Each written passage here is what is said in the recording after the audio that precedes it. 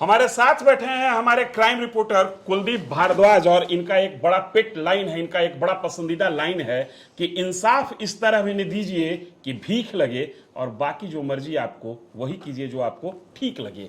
ये इनकी लाइन आज सटीक हो गई जब नीट छात्रा हत्याकांड मामला, शंभू गर्ल्स हॉस्टल मामला पर पटना पुलिस या ये कहिए कि बिहार पुलिस द्वारा गठित एसआईटी ने प्रेस कॉन्फ्रेंस किया। 15 मिनट का प्रेस कॉन्फ्रेंस। सवाल लेना नहीं था, जवाब देना नहीं था। कुछ कहानियां ऐसी थीं जो पहले से हवा में तैर रही थी, उसी को सिर्फ सुनाना था। नतीजा हाथ में कुछ आया नहीं, लेकिन हां एक बात जरूर आ गया। जो सवाल न्यूज फॉर नेशन पहले दिन से दोहरा रहा था कि एसएचओ ने लापरवाही की है, उस सवाल पर आज मुहर लग गई। एसआईटी ने यह स्वीकार किया कि हमारी ओर से लापरवाही हुई है। सवाल बड़ा है, लापरवाही हुई है तो सस्पेंशन ही एकमात्र इलाज है या फिर उनको अभियुक्त माना जाए जिसने इतने बड़े हत्याकांड पर लीपापोती करने की कोशिश की। मैं कोशिश इसलिए कह रहा हूं कि प्रशासन ये मान रही है, शासन पुलिस प्रशासन ये मान रही है कि उनकी तरफ से लापरवाही हुई है। लापरवाही बड़ा सहज और सरल शब्द है। हकीकत तो यह है जनाब कि इस पूरे हत्याकांड को लपेट देने में, इस हत्याकांड को स्वाहा कर देने में पटना पुलिस के एक थाना प्रभारी की, एसएचओ की भूमिका रही है। और कई ज्वलंत सवाल रह गए जो पुलिस प्रशासन ने जवाब नहीं दिया। पत्रकारों के सवाल को सुनने के पहले ही पुलिस भाग खड़ी हुई। कुलदीप आपको डिटेल से बताएंगे कि हुआ क्या और आप समझिए कि मामला हो क्या सकता था और हो क्या गया। कुलदीप जी। देखिए, जैसा कि मेरे साथी ने बताया, मामला जो है 6 तारीख को शुरू हुआ। 6 जनवरी से ये मामला जो है शुरू हुआ। पुलिस ने अपनी तफ्तीश शुरू की और डे 1 से 6 तारीख को जब 3:50 जिसका सीसीटीवी फुटेज भी जो है पुलिस ने बाकायदा अब लीक किया और वो चुनिंदा पोर्शन ही उस सीसीटीवी फुटेज के लीक किए गए, जिससे पुलिस का तर्क जो अब तक का तर्क रहा है उसकी पुष्टि होती है। लेकिन इस सीसीटीवी ने भी कई सवाल उठाए और जब सवालों की बाढ़ इस कदर बढ़ी तो लगभग 1 महीने के बाद पटना पुलिस जो है नींद से जगी और आज उसने जो है सार्वजनिक तौर पे एक प्रेस कॉन्फ्रेंस पटना के वरीय पुलिस अधीक्षक के कार्यालय में आयोजित किया। आईजी साहब भी मौजूद थे, एसएसपी साहब भी मौजूद थे, एसपी साहब भी मौजूद थे और वो चेहरे भी मौजूद थे जिन पर मेरे साथी ने जैसा कहा लापरवाही के बेहद गंभीर आरोप हैं। जी हां, आप सही सुन रहे हैं। हम बात कर रहे हैं एएसपी सदर अभिनव की।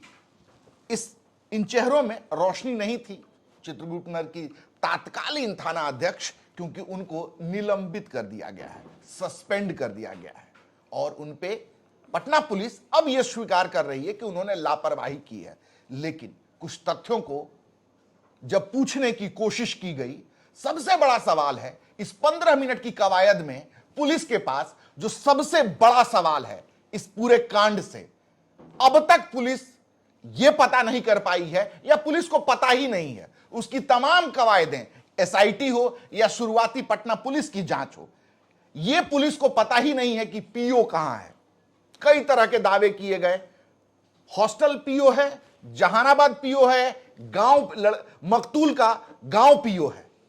और सबसे बड़ी बात यह है कि इन पूरी कवायद में जो सबसे बड़ी लापरवाही आप कह सकते हैं पुलिस अनुसंधान में रहा कि घटना के तकरीबन 13 दिन तक पुलिस मकतूल छात्रा को बालिग बता रही थी। इसके तमाम प्रमाण मौजूद हैं। एएसपी सदर जो आईपीएस अधिकारी हैं अभिनव ने स्पष्ट रूप से कहा था कि लड़की ने सुसाइड किया था, एक बयान, और उसी बयान को सिद्ध करने की कवायद में एसआईटी भी जुटी रही, पटना पुलिस भी जुटी रही और तमाम तरीके से भद्द पिटने के बाद लगभग आज 4 फरवरी है, घटना लड़की जो है बेहोशी की हालत में 6 जनवरी को शाम 3:30 बजे उस वक्त मिली जब वो अपने कमरे में बेसुध थी और सीसीटीवी जब लीक किया गया तो यह बताया गया कि पुलिस ने तर्क दिया कि देखिए हम जो कह रहे थे कि लड़की के साथ कुछ नहीं हुआ, तो ये तमाम चीजें जो है न्यूज फॉर नेशन ने सबसे पहले आप तक पहुंचा दिया था। हमने एपिटोन उस दवा का भी नाम बताया था जो जहानाबाद से खरीदा गया। तमाम तरह के जो है तर्क दिए गए, तमाम तरह के खुलासे किए गए, लेकिन पटना पुलिस अब तक इस बात का जवाब नहीं दे पाई है। और साथ ही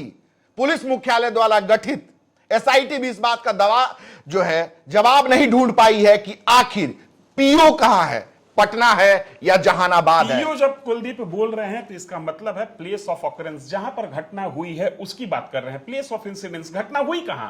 पटना पुलिस स्पष्ट रूप से यह नहीं बता पा रही है कि घटना पटना में ही हुई, जहानाबाद में हुई, गांव पर हुई। घटना का मतलब यहां पर एक चीज और मैं स्पष्ट कर दूं, यहां पर घटना से तात्पर्य है कि लड़की के साथ दुराचार हुआ कहां। लेकिन कुलदीप, एक बड़ा मौजूद सवाल मेरा आपसे है। कुछ दिन पहले लड़की के परिजन यहां आए थे डीजीपी के सरकारी आवास पर, डीजीपी से उन्होंने मुलाकात की थी। लड़की के परिजन कहे कि डीजीपी साहब हमको समझा रहे थे कि आप ये स्वीकार कीजिए कि लड़की ने आत्महत्या की है। लड़की के आत्महत्या करने के सबूत या ये कहिए कि पुलिसिया जांच वहां तक पहुंच रही है। लेकिन आज जब एसआईटी प्रेस कॉन्फ्रेंस करती है तो उस प्रेस कॉन्फ्रेंस में जो कहा गया है, एसएसपी के श्रीमुख से निकला कि लड़की के साथ यौन हिंसा से इनकार नहीं किया जा सकता है। तो दो ही बात सही हो सकती है ना, चाहे तो लड़की के साथ यौन हिंसा हुई है या लड़की ने आत्महत्या की है, या लड़की के साथ यौन हिंसा करने के बाद वो कथित दवा लड़की को जबरदस्ती खिलाया गया है। ये पुलिस के बयान में यहां कंट्राडिक्शन दिखता है कि नहीं दिखता है? बिल्कुल। देखिए इस पूरे जो मामले का अगर आप देखेंगे, समरी देखेंगे तो डे वन से, चलिए पुलिस का एक तर्क मान लेते हैं, लापरवाही उन्होंने स्वीकार कर ली है, जिसकी बात हम लगातार कर रहे थे, अपने दर्शकों को बता रहे थे। जो सबसे बड़ी बात है कि जो है न्यूज फॉर नेशन के खुलासों पर मुहर लगी है। हमने वो तमाम दवाई के नाम भी बताए जिसका जिक्र जो है आज बकायदा एसपी ईस्ट परिचय कुमार ने कहा। एपिटोन जो है उस मेडिसिन का नाम लिया, एपिटोन प्लस का नाम लिया। यहां पर भी एक कंट्राडिक्शन है। जिस मेडिकल शॉप से दवाई ली गई है उस मेडिकल शॉप के ओनर का एक वीडियो वायरल है, आप लोगों ने भी सुना होगा।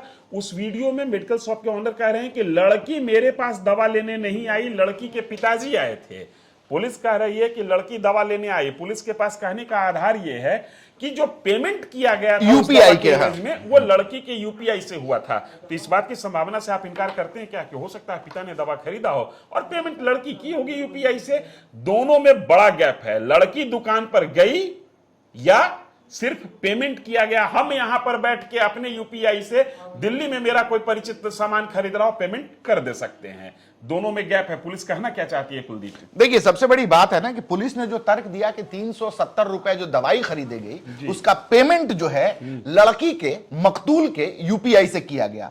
तो देखिए ये आपने जैसा उदाहरण दिया बिल्कुल संभव है। कई बार होता है, हमारे भी छोटे भाई हैं या रिश्तेदार हैं, वो दिल्ली हो, बॉम्बे हो या कहीं हो, तो बारकोड भेज देते हैं या नंबर दे देते हैं, तो आप देश के किसी कोने में बैठकर वहां पेमेंट कर देते हैं। ये आपका तर्क सही है। लेकिन देखिए यहां पर जो है जिस तरीके का तर्क जो है लगातार पटना, देखिए एक सवाल मैं और आपसे कर जी बताएं। अभी तक चर्चा ये थी, पुलिस पदाधिकारी अलग अलग लोगों से बात कर रहे थे, रिपोर्टर से भी बात कर रहे थे। पुलिस का दावा यह रह रहा था कि हमारे पास पटना स्टेशन से लेकर लड़की के हॉस्टल पहुंचने और हॉस्टल से लेकर लड़की के हॉस्पिटल पहुंचने और हॉस्पिटल पहुंचने से लेकर लड़की के डेथ होने तक का frame by frame video available है।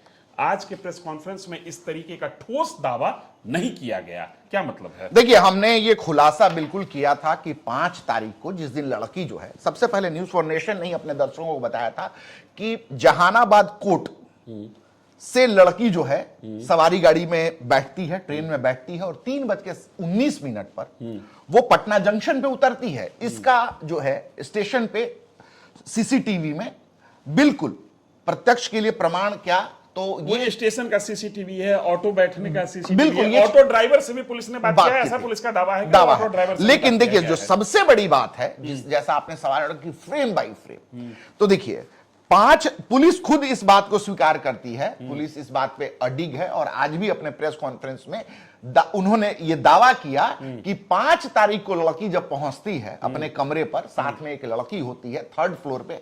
ये तमाम चीजें हम अपने दर्शकों को बता चुके हैं समय से पूर्व ही। तो हमने बताया कि जब वो लड़की 3rd फ्लोर पे अपने कमरे में पहुंचती है, चूंकि वो सिंगल कमरा था जिसमें लड़की रहती है, पिताजी ने 11,000 रुपए जो है उसको दिए थे जहानाबाद कोर्ट परिसर स्टेशन पे, जब वो पटना आ रही थी, वो जो है लड़की पहुंचती है।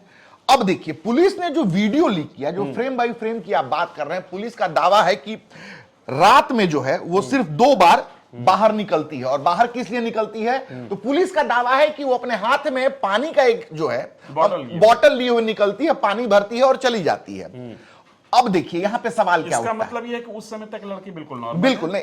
तो देखिए ये उसके निकलने का जो है वीडियो पुलिस को जारी करना चाहिए था कि 5 तारीख की 9:30 बजे, जैसा कि पुलिस का दावा है, 5 जनवरी को रात को 9:30 बजे के बाद वो अपने कमरे में से जो है सिर्फ 2 बार निकली है, जब तक उसका दरवाजा खटखटाया नहीं जाता है, यानी 6 तारीख को सुबह को। तो 5 और 6 की दरमियानी रात वो कमरे से सिर्फ 2 बार निकलती है।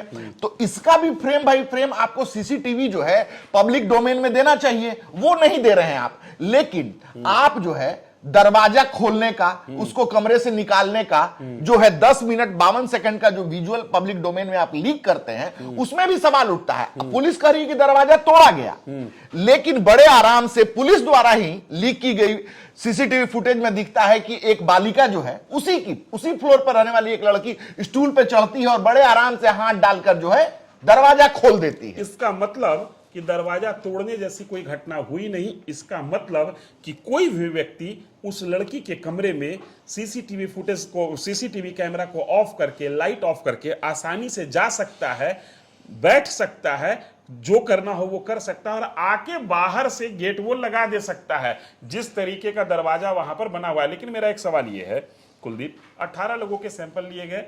पुलिस का दावा है कि लगभग जिन लोगों को पर संदेह किया जा रहा था, लड़की के हॉस्टल वाले जो लैंड मकान मालिक है, उनका लड़का, इस सब का सैंपल लिया गया और सैंपल किसी से मैच नहीं किया है वो कथित स्पैम को लेकर। अब ये है कि क्या सैंपल लेने में कहीं गलती है या पुलिस के हाथ अभी भी असली कातिल तक, असली गुनहगार तक नहीं पहुंच पा रहे हैं? देखिए मैं आपको एक चीज बताता हूं, इस पूरे कांड में जो सबसे, देखिए पुलिस क्यों कटघरे में खड़ी है, आम लोगों की नजर में पुलिस क्यों जो है बड़ा क्वेश्चन मार्क बन गई है। आप देखिए जब मामला खुलता है आनन फानन में, जिस मकान में यह हॉस्टल चलता है, नीलम अग्रवाल द्वारा संचालित यह हॉस्टल है, उनके तकरीबन 2 दर्जन के आसपास जो है हॉस्टल चलते हैं। आपको मैं बताऊं जो सबसे बड़ी बात है ना कि आनन फानन मनीष रंजन को गिरफ्तार करके भेज दिया जाता है जी। तो आखिर मनीष रंजन, अब सवाल यह उठता है कि आखिर मनीष रंजन को क्यों गिरफ्तार किया गया, उनकी क्या भूमिका है? देखिए सबसे बड़ी बात है कि आप हॉस्टल संचालिका को गिरफ्तार नहीं करते हैं, वार्डन को नहीं करते हैं, उसके गार्ड को नहीं करते हैं, लेकिन जिस मकान में हॉस्टल चल रहा है, जिसके बाबत जो है जेल के पीछे बैठा मनीष रंजन ने दावा किया था, उसने कहा था कि मैं घटना वाले दिन था ही नहीं, मैं देहरादून में था। फिर उसको गिरफ्तार क्यों किया? ऐसे तमाम सवाल हैं। इन्हीं तमाम सवालों की वजह से पटना पुलिस जो है सवालों के कटघरे में है। उसके जो है उसके अब तक के अनुसंधान पे बहुत बड़ा सवालिया निशान लगा हुआ है। एक झोल और है कुलदीप, जब एम्स से सेकंड ओपिनियन मांगा गया तो एम्स को वो जरूरी दस्तावेज क्यों नहीं तक उसी समय सौंपे गए जिस दस्तावेज के आधार पर एम्स अपना ओपिनियन देता? दस्तावेज देने में कोताही एम्स के पदाधिकारियों ने कहा कि हमको वो तमाम चीजें जिस पर कि हम ओपिनियन बना सके वो नहीं दिया गया है। ये भी एक लापरवाही है, और ये सिर्फ और सिर्फ एसएचओ की लापरवाही नहीं है, इसमें एक वरीय पुलिस पदाधिकारी जिनकी आप चर्चा भी कर रहे हैं, संभवतः उनकी भूमिका होगी। चूंकि एसएचओ लापरवाही करे और एएसपी उस लापरवाही को होने दे रहा है, ये अपने आप में एएसपी के तरफ से भी आपराधिक कृत्य है। देखिए सबसे बड़ी बात यह है ना कि देखिए ये तमाम जो है सवाल क्यों उठ रहे हैं, क्योंकि शुरुआती अनुसंधान में इतना बड़ा गैप है, इतना बड़ा झोल है, और तत्कालीन चित्रगुप्त नगर थाना अध्यक्षा के द्वारा इतनी बड़ी लापरवाही की गई है कि देखिए एक एग्जांपल से आप समझिए, आरूसी देश को हिला देने वाले एक कांड में जहां एक बच्ची जो है अपने घर में ही मृत पाई गई थी। आरूसी तलवार मर्डर केस की चर्चा ये कर रहे हैं, ये नोएडा में हुआ था, संभवतः 2007 या 2008 यही वर्ष रहा होगा, जनवरी की ये घटना थी। उसमें भी किसी के हाथ कोई सबूत नहीं लगा, किसी को गुनाहगार नहीं साबित किया जा चुका, क्योंकि उसके बारे में भी यही कहा जाता है कि गुनाह को मिटाने के लिए वाजिब समय गुनाहगारों को दे दिया गया। सबसे बड़ी बात थी कि उसमें भी टेम्पर ऑफ एविडेंस इतना ज्यादा हुआ था, जैसा कि देखिए अब जैसे कि मकतूल जो है निट गर्ल्स हॉस्टल मामले में क्या हुआ, उसके जो है सबसे बड़ी सबूत यह है कि उसके कपड़े जब बाद में मिले, जिस पर वीर्य मिले, आपको बता दूं उसके कमरे को जो है पूरी तरीके से जो है फेनाइल से धो दिया गया, चादर धो दिया गया, तमाम चीजें। तो एविडेंस मिटाने के लिए जो 6 तारीख से 9 तारीख तक जो है वो जो कमरा जहां पे बच्ची रहती थी उसको खुला छोड़ दिया गया, लोग आते रहे, घूमते रहे, पर्यटन स्थल बन गया। आप सोचिए, टेम्पर ऑफ एविडेंस अगर होता है तो ये जो है बीएनएस की धारा 268 के तहत जो है आपराधिक कुकृत है। लापरवाही की बात जब पटना पुलिस मान रही है कि तत्कालीन थानाध्यक्ष ने लापरवाही की, तो उन पे टेम्पर ऑफ एविडेंस का जो है बीएनएस की धारा के तहत मामला क्यों नहीं दर्ज किया जा रहा है। और सबसे बड़ी बात है, तमाम उठते सवालों के बीच में आनन फानन में उस सीबीआई को जो है, जबकि परिजन नहीं चाहते थे, परिजन कुछ और चाहते थे, बिना परिजन की मर्जी के जो है ये केस जो है सीबीआई को, जो देश की प्रीमियम जांच एजेंसी है, जिसकी हालत के बाबत जो है कुछ आंकड़े मैं आपको बता दूं, अब तक जो है सीबीआई के पास 18,456 केस जो हैं मौजूद हैं। इसमें इनकी हालत क्या है? जांच में जो है 13,100 केस जो है कोर्ट में, विभिन्न कोर्ट में फंसे हुए हैं, लंबित है, रिवीजन अपील में फंसे हुए हैं। और 600 केस ऐसे हैं जो 20 साल से पेंडिंग पड़े हुए हैं, जो सीबीआई के पास जो है कोई एविडेंस नहीं है, सर्कमस्टांशियल एविडेंस नहीं है। तो क्या ये कहीं ना कहीं जो ज्वलंत मुद्दा था, आम आदमी से जुड़ा हुआ जो ये मुद्दा था, उसको जो है ठंडे बस्ते में डालने के लिए आनन फानन में 31 जनवरी को जो है जिस तरीके से सीबीआई के सुपुर्द किया गया, वो कहीं ना कहीं एक बार फिर पटना पुलिस की मंशा पर न केवल सवाल उठाता है, बल्कि जैसा कि धीरेन्द्र ने शुरुआत में कहा था कि मैं अमूमन ये कहता हूं, तो ये शब्द मेरे इस तरीके से ही होते हैं कि इंसाफ ऐसे न दीजिए कि भीख लगे, बाकी जो आपको ठीक लगे। एसआईटी ने जांच की, सीबीआई जांच करेगी, मामला ठंडे बस्ते की ओर बढ़ रहा है। और जो सीबीआई 18,456 केसेस को लेकर आज तक बैठी हुई है, कोई जो है आउटपुट नहीं है, क्या हम उम्मीद कर सकते हैं? सीबीआई वाले कोई देवदूत नहीं है, उनके पास कोई ऐसा विशेष थ्योरी नहीं है जिस थ्योरी के तहत डिलीट की हुई चीज, मिटाई गई चीजों को वो पुनः प्राप्त कर लें और मामले में निर्णय तक आ जाएं। कुल मिलाकर ये एक तरीके से जो आज का प्रेस कॉन्फ्रेंस था, उस प्रेस कॉन्फ्रेंस में यह बताया गया कि पटना पुलिस, पटना की एसआईटी, बिहार पुलिस इस केस से अपना पैरा पीछे खींचती है। सीबीआई को मामला हैंडओवर किया जाता है, लेकिन सबसे बड़ा सवाल, लाख टके का सवाल यही है कि जब तत्कालीन एसएचओ ने लापरवाही बरतते हुए एविडेंस को नष्ट होने दिया, तो सीबीआई आ जाए या दुनिया की कोई भी पुलिस टीम आ जाए, क्या कर लेगी जब आपको एविडेंस ही नहीं मिलेगा? चूंकि कानून सिर्फ और सिर्फ तर्क पर नहीं निर्णय लेता है, सबूतों पे चलता है। कानून को सबूत चाहिए, कानून को कड़ी दर कड़ी, फ्रेम बाय फ्रेम एविडेंस को जोड़ना पड़ेगा, घटनाक्रम को जोड़ना पड़ेगा, और उस जोड़ने के क्रम में न्यायालय को संतुष्ट करना होगा कि हम जो कह रहे हैं यही हकीकत है। आज का प्रेस कॉन्फ्रेंस 15 मिनट का प्रेस कॉन्फ्रेंस पटना एसआईटी, जिसमें आईजी भी थे जो कि एसआईटी टीम को लीड कर रहे थे, बिना पत्रकारों के सवाल लिए समाप्त हो गया। एसआई जानकारी यही दी गई कि सीबीआई ने केस को टेक ओवर कर लिया है, अब मामला सीबीआई के हवाले। जहां से हमने बात शुरू की थी वहीं पर खत्म कर रहे हैं कि इंसाफ इस तरह न दीजिए कि भीख लगे, बाकी आप मालिक हैं, जो भी कीजिए वही ठीक लगे।